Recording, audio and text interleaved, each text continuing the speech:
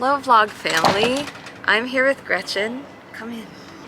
And we're in Stillwater. And we're here for the Stillwater tree lighting tonight and like the holiday festival. So come along with us as we go explore. 3, 2, 1.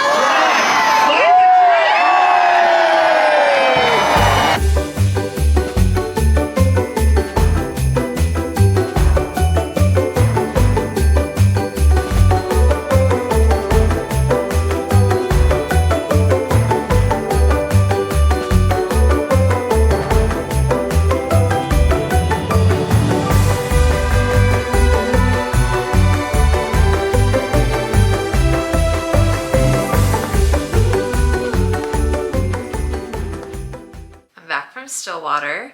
I had a great time. I really wanted to talk about a concept that has developed in my brain the last 6 months, and I don't know what it was. I think when I turned 25, it felt like all of a sudden my brain was just fully developed.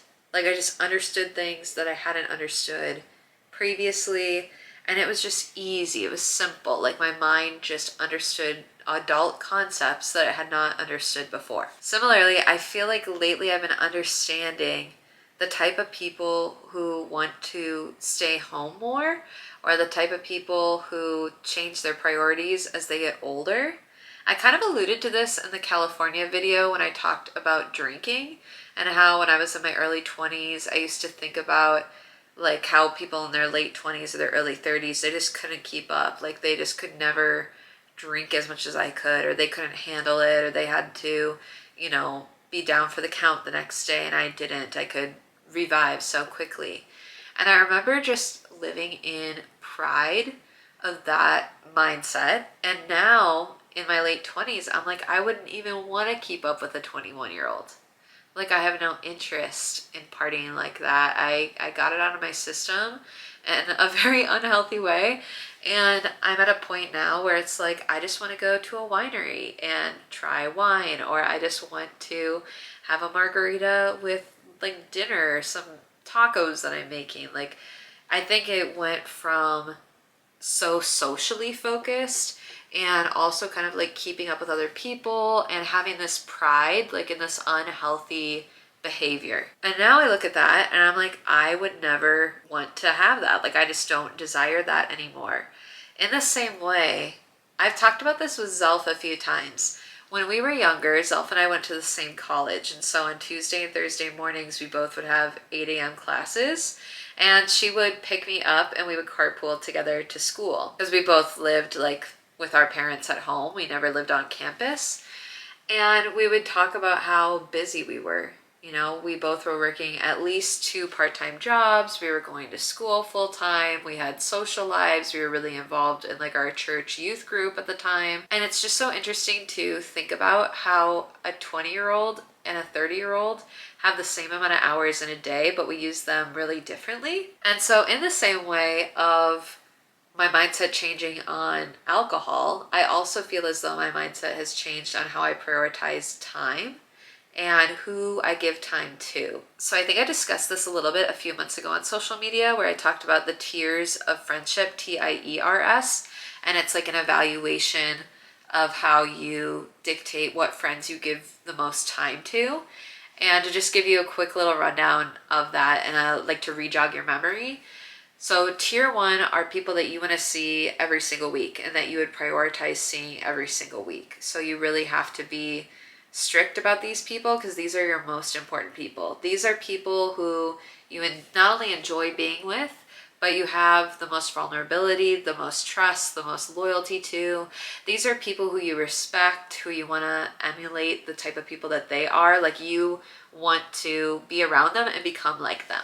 So you would prioritize time with them. And for example, 3 out of the 5 people that I had on that list don't even live in the state. But what the reason I put them up there at tier 1 was because my thought process is I feel closer to these people who live out of state who I don't get to see as much, more than I'm feeling closeness to people who I'm seeing regularly. And also when they are in town, they are my #1 priority. So that's why I put them in tier 1. Tier 2 are people that you see maybe once a month or once every other month.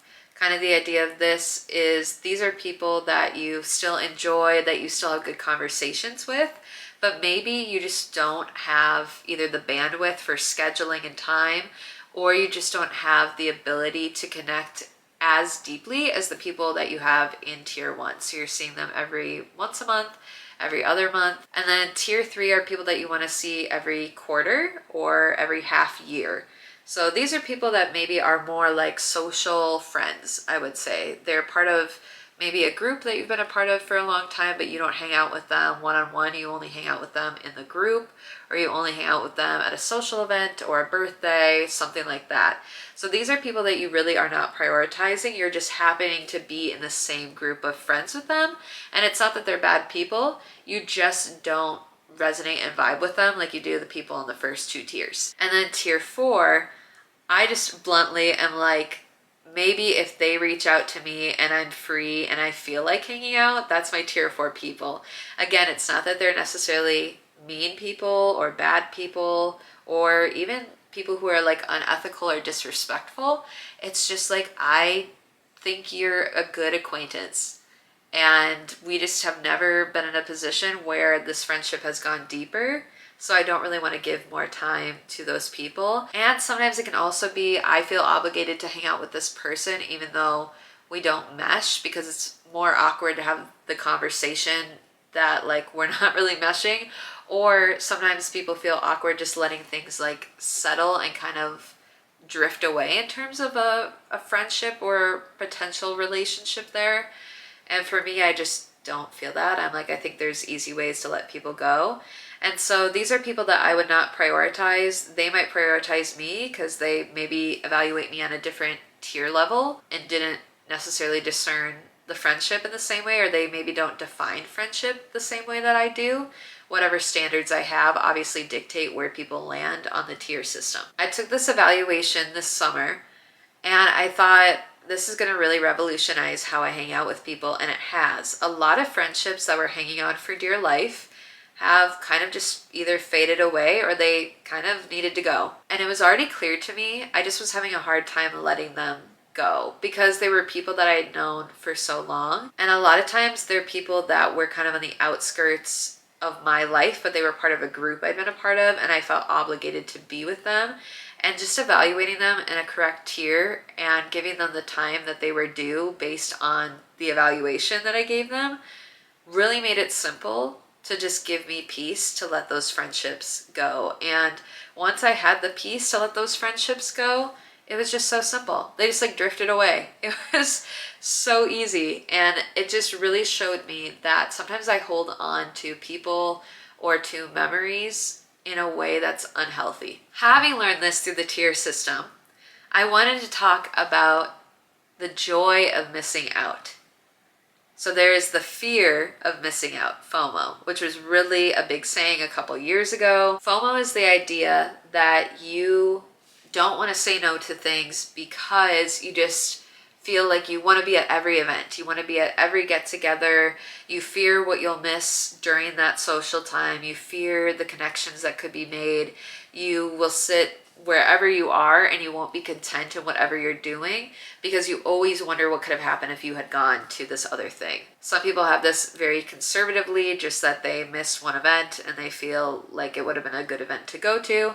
And some people have this in a very extreme way where it's like every single thing they can't say no to and their schedule is packed. So I wanted to talk about the joy of missing out because it is something that has changed my life the last 6 months. And I think it also redefined how I view time management and relationships. Like my relationship with alcohol, in my early 20s, I took a lot of pride in being able to stay out late and party and keep up with everybody. I think we really glorify that, especially in college age kids, like pulling an all-nighter, drinking caffeine, really relying on unhealthy coping mechanisms to get us through those seasons of life. And a beautiful thing about the late 20s that I'm finding is that I don't feel the pressure to keep up with those things. I don't feel the need to prove that I am the most social person. I don't need people to invite me to things constantly to feel like I am loved. And I think it's because the relationships that I have and I prioritize fill me up enough where I don't need the acquaintances to fill in the missing pieces. When I was constantly going when I was younger, there was no time for boredom, which might seem counterintuitive, but I actually think that boredom is the best producer of creativity. I think being bored allows people to invent because they actually sit and they think about a way for something to be more efficient. I think having the time to make multiple drafts and to really sit with something and get familiar with it makes it that much more important to you. It almost makes you more proud of what you've created and what you're putting out for other people to see. I think that not having every night filled now does not mean that I'm not wanted or I'm not popular or I'm not social enough or I'm a hermit in my home. I remember when I started my 9 to 5, even when I was 23, I had this belief that you should not only live for the weekends. And although I still do believe that, I think that you can have fun on weeknights and you shouldn't just be miserable for the entire week and dedicate your whole life to corporate. We talked about this. I also don't think that you have to do something every single night. And that used to be part of my mindset was, I'm not going to live for the weekends, so I'm going to fill up my weekdays and my weekends. And there were some weeks where I had to cancel a bunch of things because work went late or we had a big project and it made me feel like a bad friend. Whereas if I just hadn't made so many commitments all the time, I wouldn't have had to cancel. I could have had space later on in the week to reschedule with the important people. The other thing that the joy of missing out does is it allows you the bandwidth for more patience, more grace, and more empathy for other people. I think when you are stressed out and you have to go from A to B to C and you have to get all these things done and you've made a ton of commitments, you tend to, or at least I tend to, I'll speak for myself, I tend to get snappier and shorter with people. I tend to not think about what I'm saying as much. I tend to be a little more reckless and risky. And I think it's just because I don't have the bandwidth mentally or emotionally to deal with any of the situations or conversations I'm having. So when I'm able to put aside a full weekday or weekend day to get a bunch of projects done that I wanted to get done, or when I have free time I've put aside specifically for something that needs to be accomplished, or just simply for time for quiet in my life, I've always found that I'm a much happier and truly more fulfilled person in those moments. Like the nights where I said no to going somewhere and I just listen to praise and worship music and I journal or I create something or I just sit and I listen or I pray. Those nights, I just feel so emotionally filled up. I can't really explain it. It just feels like I feel at peace. I feel calm. I feel like I've accomplished something, even if it's not in the form of a physical painting that I finished or something that I wrote that was remarkable. Just being able to spend time decompressing and taking time by myself and having those peaceful moments are really beneficial for me. I think having downtime and spending time in rest is more beneficial for our health than we really acknowledge. I think there's a reason in the Bible where God is rest, relax. Even for one of the prophets, he's take a nap, eat some food. In my viewpoint, obviously, as a Christian, God created our bodies, and so he knows how our bodies can most efficiently run, how our brains can best efficiently run.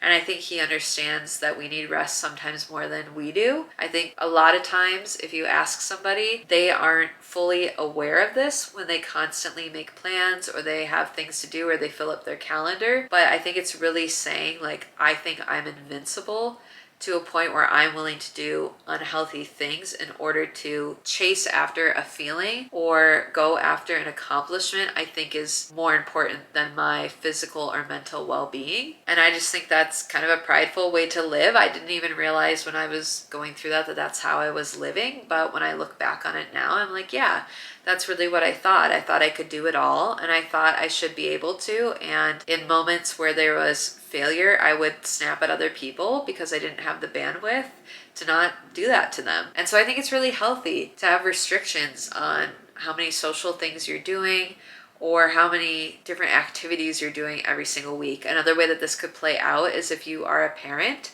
and you have kids who are in sports.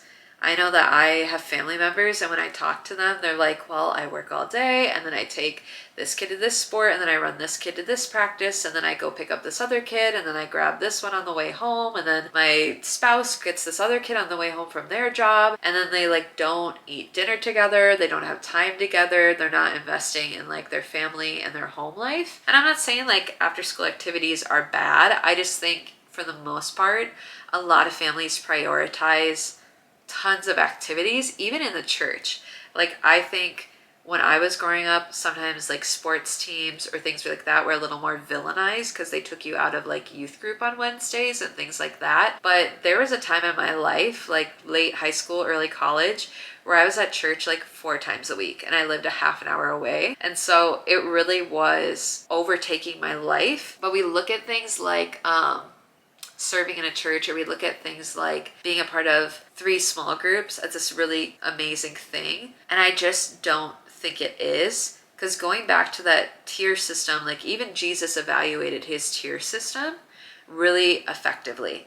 And he had his closest friends and his closest people in tier 1, people that he really wanted to invest in, travel with, and give knowledge to, and really have the closest relationships with. And then there were other people who were evaluated at other levels, even to the point of his own family. And so when we're thinking about this tier system, where we're thinking about evaluating our time and who we give it to, if you're even not a believer, it's like there obviously was a purpose in Christ having an evaluation of who is his most important or his least important. Similarly, I think Christ could have done a lot of different activities that he chose not to do.